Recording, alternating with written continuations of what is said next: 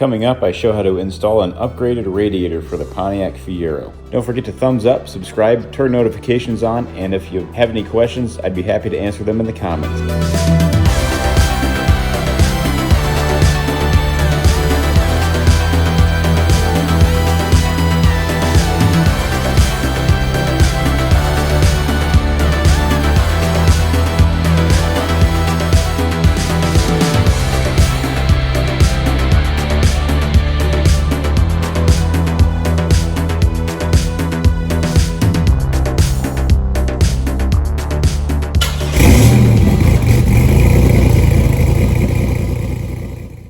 You might want to upgrade your radiator because the Fiero isn't known to have the greatest cooling circuit. In fact, if you upgrade your engine, upgrading the radiator is a great idea. I run the coolant at 180 degrees. This is a pretty common modification. The radiator does not have enough cooling capacity to keep my 3800 cold. If you have to have a front license plate and if you have a chin spoiler, this might affect the airflow through the radiator too. So upgrading the radiator still might be a good option for you. You could also try to get a bigger fan of some sort or vent the hood. Some things you might want to check if you decide to do this beforehand is whether or not your air dam is still there and whether or not the baffling around the radiator is in place. Also, be sure to check to see if your coolant lines are pinched off at certain spots. Sometimes people get jack points wrong and crush the pipes when they're trying to lift the car. If you have problems with these things, you might want to fix them first. So as you can see, this radiator is almost identical in fitment, except for that it's significantly thicker. This has 3 rows of cores as opposed to the factory one, which only has 2. It should do quite a bit more cooling. It uses the exact same fittings and all of the placements of the components are exactly the same as the Fiero. I recently bought the service manual for the 88 Fiero off of Rock Auto. These things are so detailed and have every diagram. Link in the description. First, we're going to pop the hood and remove it entirely. There are 4 bolts up in the front. The hood has 13mm bolts securing it on, and then you have to take the stand off. The stand has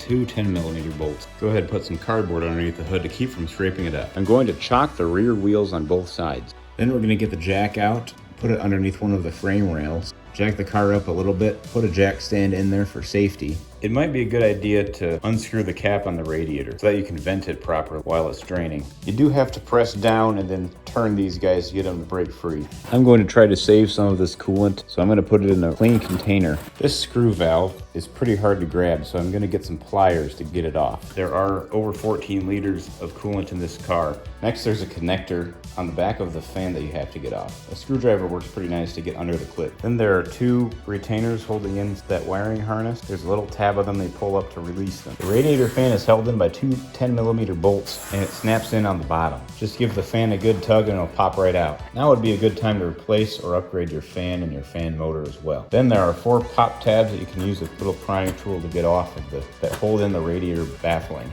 I broke a few of these, so I'm gonna have to replace them. Next, I'm going to remove the hoses. They're both 8mm hose clamps, or you could use a flathead. To break them free, I like to wiggle them side to side first and then pull them off. I had to use a socket wrench on the other one. There are some more pop tabs on some baffling on the sides I'm going to pop off too. Then there are 4 13mm bolts holding in the radiator bracket on the top. There's also a vent hose coming out of the radiator cap that you got to disconnect. It has a little tab that you pull up to get it off again. If you did not drain your overflow tank, this thing will leak out if you lower the hose below the tank level. I'm going to take out my overflow tank and clean it out. This thing is held in by 2 10mm nuts. It's pretty tough to remove this thing with very little clearance, so I popped up the headlights to give me a little bit more. There's also a clamp on the hose. I took out the clamp that was in the frame rail. Try not to get any antifreeze on your paint or anything else really because it will eat the paint off. Might be a good idea to spray off and clean some stuff up here while you're inside. I've been spraying my transmission oil cooler fittings for the last couple of days with oil to try to get them to loosen up. I like to use liquid wrench as a penetrating oil. Next, place an oil pan underneath the transmission cooler lines if you've got an automatic. Ideally, you want to use a line wrench. You can pick these up for a couple of dollars. They're special because they have a flared edge. They're supposed to get over a line but make plenty of contact with the nut still because it has this extra lip on the side. If your fittings are nice and loose already, then you might be able to get away with a 1/2" wrench. And these things were stubborn. Man, am I glad that I have line wrenches and that I've been hitting these with oils for days and days. Unfortunately, I twisted off the end of the transmission fitting After that, the radiator should just slide on out. Keep it oriented so that the holes are on the top when you're carrying it around so it doesn't drain anything else out around. Be very careful not to gouge your AC refrigerant radiator. If you don't plan on running AC, you could remove this. Here I devise a way to pour both the antifreeze out and the oil out at the same time. I picked up a 5/16 inch steel brake line that's already double flared, and then this cutting tool and a compression coupler to make a new line out of. Links are in the description. This line still wasn't very straight, causing the cutting tool to wobble a bit. You can pick up this double flaring tool from your local auto parts store or from the link in the description. So I decided to put this block on from the kit to straighten it out and tighten it down. I marked a line where it starts to bend. That's the last point where I can actually fit the beginning of the fitting. Then I slip the fitting over to see how far down the tube it goes. I need this thing to be as short as possible. I'm gonna measure the difference between the end of the fitting and this line, and that's how much I need to take off. All you do is tighten the blade down a little bit, rotate it around one time, tighten it down a little more, and repeat until it snaps off. I'm also going to measure from the face of this flange to the inside lip where the pipe can extend into. I got about 19-30 seconds. So I'm going to leave 19-30 seconds of pipe on the new piece that I'm going to cut off. Then I'm going to cut my new pipe to length with the same tool. No question about it, this is going to be a very tight fit. This is how it's going to work. Now is a great time to crack out the shop vac and clean up some of this area. Now is going to be a good time to replace your radiator seals and baffling as well. Part in the description. To get these out, they are stapled to these plastic baffles here. And there's a little push pin that you have to pop out.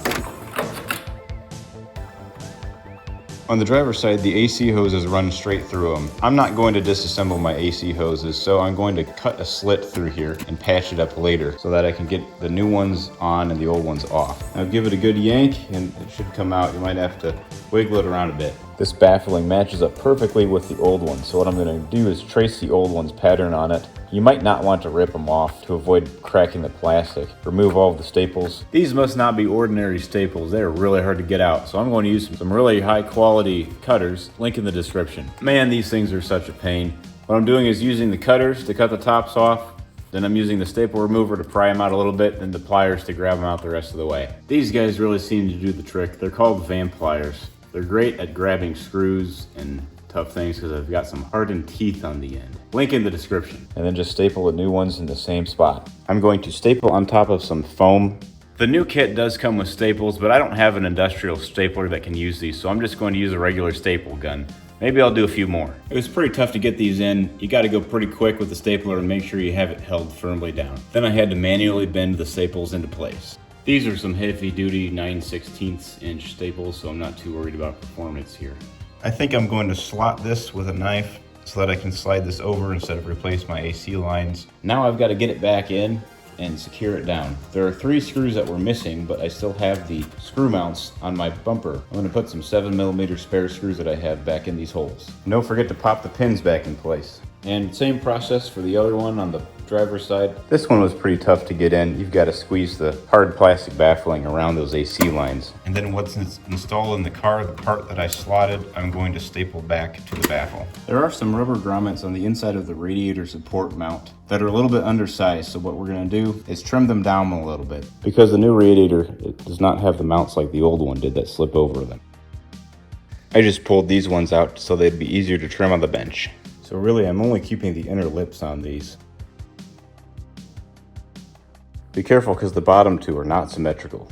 These are a little tricky to get back in. That's why I didn't take the top ones off. All I'm going to do is line this rubber cone up with the hole, get on the back side, and yank on it with some pliers to get it to pull through. This thing really is a bolt-on application and fits up just perfectly. It's like it was made for it. Then I line up the support and check for fitment to see if what my modifications worked, and it looks like this thing lines up pretty close. During this whole process, be very careful not to drop anything, lean on or touch the radiator fins. You don't want to bend your brand new radiator and cause it to have some performance loss.